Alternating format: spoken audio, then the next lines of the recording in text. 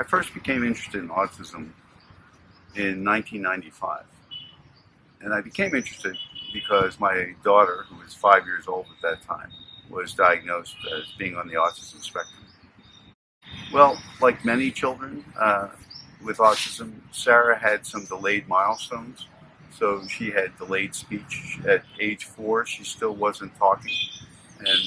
And then there were a variety of other things when she got into school in terms of interactions with others. It became apparent that there was a problem.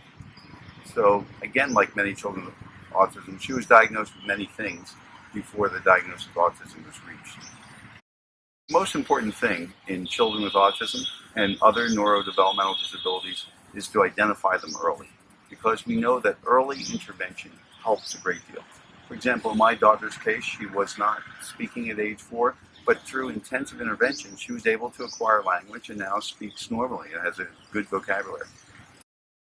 I think as a parent of a child with autism, no one wants to think that their child has a serious problem. We all want our children to grow up and be successful and happy and superstars. But it's important to recognize that if the child doesn't engage in social interactions, even as a baby, doesn't make eye contact, doesn't return smiles, you have to raise the issue that there may be a developmental problem.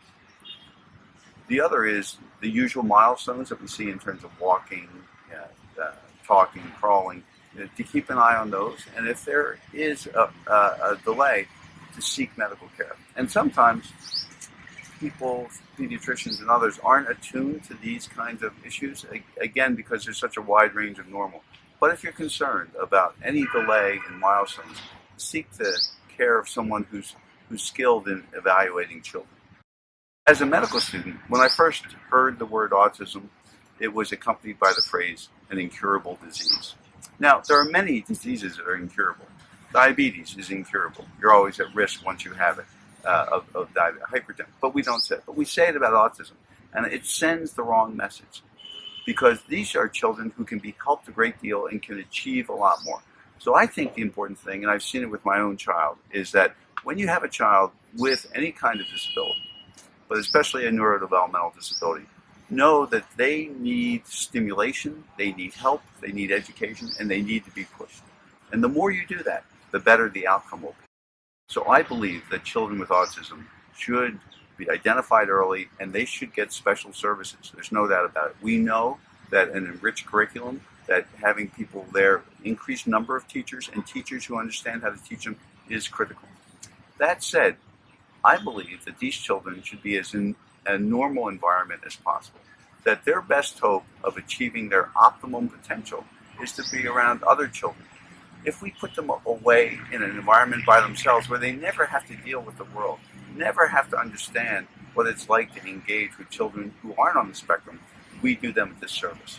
So I believe they need special resources, they need help, but I believe in mainstreaming, and I've seen the power of that with children. So mainstreaming is a method by which children are incorporated in regular classes. They may have some special classes off to the side, but where they receive special help. So it depends on the needs of the child.